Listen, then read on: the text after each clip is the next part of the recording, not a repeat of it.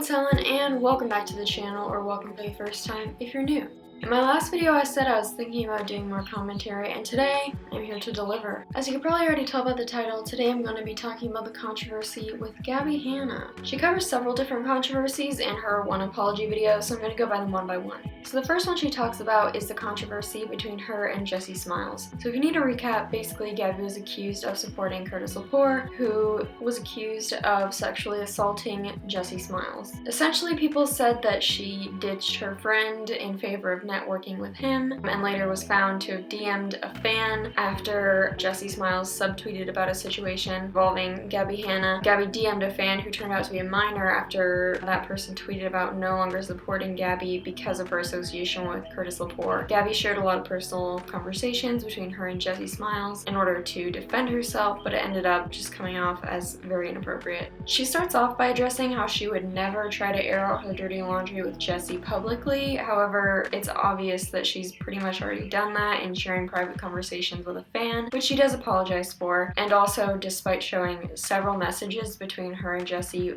throughout the video. She also says she doesn't believe personal issues should be resolved via expose video and how cancel culture is out of control, but she literally made a living off talking about other people in her life and deeming them essentially crazy, so I'm not sure if I believe that. She claims she would never publicly bash Jessie, but in Jessie's original video, a clip is shown from one of Gabbie's story times where she describes Jessie as being quote-unquote crazy and psychotic, and seems to show her disapproval towards Jessie and her DMs with the fan, which, while not public at the time, were directed toward a complete stranger. She denies ever associating with Curtis Lepore after the allegations came out, despite the evidence, and says that all the things that came out, like her being photographed with him multiple times and replying to his tweet the day that the allegations came out, that all of it was just accidental or a chance encounter. I tend to believe that she's being honest in this respect and that she wasn't intentionally supporting this guy, but it does seem weird that there were so many coincidental interactions between them. Like, she just so happened to reply to one of his tweets the day the story about him assaulting her ex-best friend came out, with something that could very easily be construed as siding with him. We don't know what the original tweet was necessarily that she replied to, but what she said seemed odd considering the circumstance, which she claims not to have known about yet. She also had a picture taken with him at not one but two events and got a FaceTime call from him, which she claims ended in her saying that she didn't support him no matter what, but that she didn't necessarily have any bad blood with him specifically, it seems like. She makes the argument that she quote-unquote can't defend herself because she can't feed into every lie that comes her way. But my question to that is, why wouldn't you defend yourself against this? It's not someone spreading rumors that you're secretly a furry or something. This is a serious allegation, and it's being backed up by seemingly pretty good evidence where people are saying, look, there are these pictures of them together and tweets that seem to support him, that she claims were ignorant but could easily be used to say that she did defend him. There's value in defending yourself when the lie is this heinous, and since you can apparently easily clear your name by just explaining away the evidence, why wouldn't you do it? Not everyone will believe it, sure, but at least you've explained it so that people aren't out here thinking the rumors are true just because you refuse to refute them. This happened 6 months ago, and she's only really addressing it and explaining now. She did apologize back then, but clearly that's not the response everyone needed because people still have not gotten over it. The frustrating thing about this situation as well is that she previously went back and forth a lot about talking about how great her life is, and then immediately turning around and talking about how hard things are for her. Like, she wants you to think her life is way better than yours because she has the perfect house, perfect boyfriend, perfect career, and perfect body,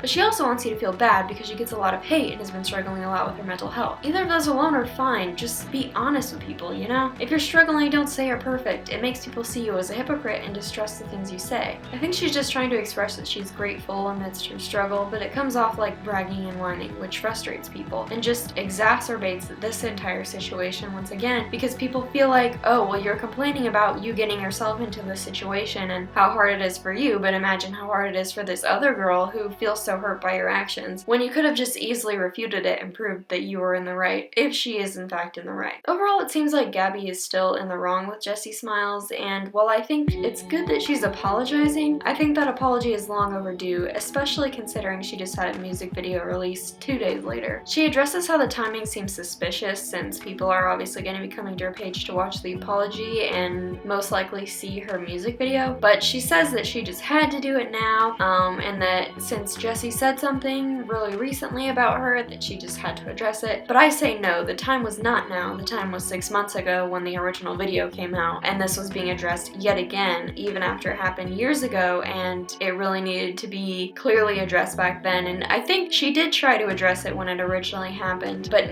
after the video came out with all the evidence kind of on the contrary of what she's been telling people, that was the time to defend herself and say, look, this isn't true. It's better late than never, and I respect her for her conciseness and attention to detail. It's clear that this wasn't a hastily put together apology in response to someone's video. But when you get called out, usually the best thing to do is to address it, lay out your evidence for why you think you're in the right, and move on, rather than just ignore it until you feel like it would be better for your PR to go ahead and clear your name. That was the biggest situation she's been in, but she goes through a few more after that I think are a little bit simpler. So the next one is the situation with Trisha Paytas, where Trisha basically claimed Gabbie harassed her for years and eventually gave private information about Trisha's sexual health to her then boyfriend, Jason Nash, that apparently turned out to be false. Gabbie in her video suggests that she doesn't know whether it was false or not, even though a lot of people seem to believe Trisha in saying that it was false. And I do believe Gabbie when she says she never meant to stalk Trisha and tried to be nice to her, because Trisha has a habit of blowing things out of proportion and starting drama on purpose, so I think Gabbie is probably in the clear there. As for the situation with her sharing information about Trisha's sexual health with her then boyfriend, it's kind of difficult. If I thought my friend was in danger, I would probably try to tell them in a gentle way because I care about them. Was it any of Gabbie's business? Absolutely not. Should the fact that it was just a rumor have deterred her from being so direct? Maybe so. A wiser suggestion might have been, hey, this is just a rumor I heard, might not be true, but instead of saying,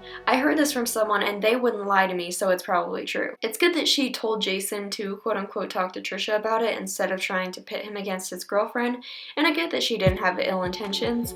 I just think it could have been handled a bit better, what with it being such a sensitive subject. Ultimately, I understand where she's coming from, just mistakes were made, but I think she realizes that and has apologized. I'm not super well versed on the next controversy, which was the Alex James situation, so I don't have a ton to say about it, but basically, this seemed like the apology with the most evidence as for why she was in the right in the first place. Basically, she said something stupid on a podcast, realized afterward that it was in fact stupid, tried to reach out to Alex James, he didn't seem interested, but then he tried to spin it like she was the bad guy in the situation and she ended up getting blamed. Also, part of I think what he was claiming against her was that there was a prank call that he says traumatized her, even though Gabbie claims he thought it was funny at the time, and this comes after what she described as a situation in Miami where Alex basically played a prank on her where he was trying to make her believe that she was haunted after she already thought that she was and kept telling her it was real when it wasn't, and only admitted that he was lying a couple years later and then tried to gaslight her into thinking it wasn't a big deal. She describes this as being extremely traumatizing because at the time she had already been super worried about being haunted and she believes in ghosts, so to her it was really terrifying, and she begged him to tell her if he was lying, and he kept insisting that he wasn't and maintained that for 2 years until she texted him about it. After seeing the messages between them, I would say he's almost definitely in the wrong. Regardless of what she apparently did to him, it seems like he more than got her back on that one. Overall, I would say if you're scared enough to be sobbing and having panic attacks and the other person thinks the joke is still funny,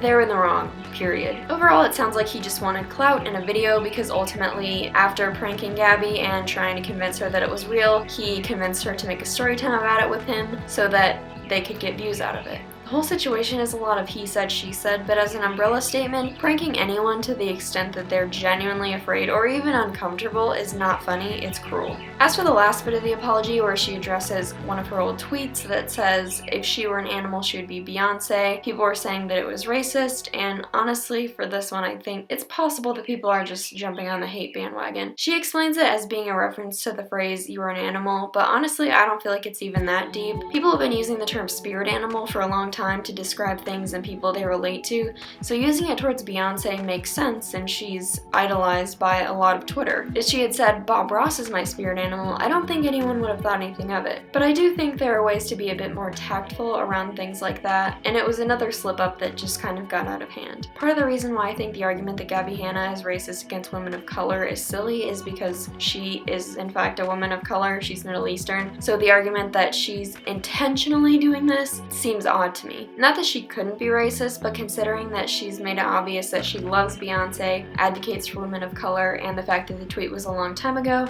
I think it's safe to say it wasn't meant as an insult. We would all do well to be a little more careful with our language moving forward and consider how seemingly innocent comments may actually be offensive or they're meant to be complimentary, but Gabbie addresses this in her video and apologizes for it, and because of that I think it's probably time to move on. Overall, I would say everyone makes mistakes, and it seems like Gabbie was trying to do the right thing and staying away from Curtis and trying to defend herself despite being hurt. She also realizes that sharing very personal details about another person with a fan was a mistake and claims that she sometimes forgets that she's not a normal person who is allowed to just do things like that. I have a small following, but I've heard creators of varying sizes, especially recently with the Colleen Ballinger drama, say that it's very easy to forget you have power over your fans. The thing is, as a creator, everyone has to learn how to draw that line. Just because it's easy to forget doesn't mean it's acceptable. I respect that she kept it civil with Jessie in her apology, although that's really the only PR move. On that note as well, I think it's good that she addresses that she's said and done some stupid things in the past, and I respect that she wants to move on from them after apologizing in favor of spreading positivity and lifting up the people or groups that she may have offended in the past. If you have any thoughts on any of the situations I talked about here, or just Gabbie Hanna in general, feel free to let me know in the comments. Obviously, don't send hate towards any of the people that I talked about here, as I just thought it was something interesting to talk about, and I clearly don't hate anyone in this situation and wouldn't desire anything negative to happen to them. But on that note, thank you for watching, and I will see you next time.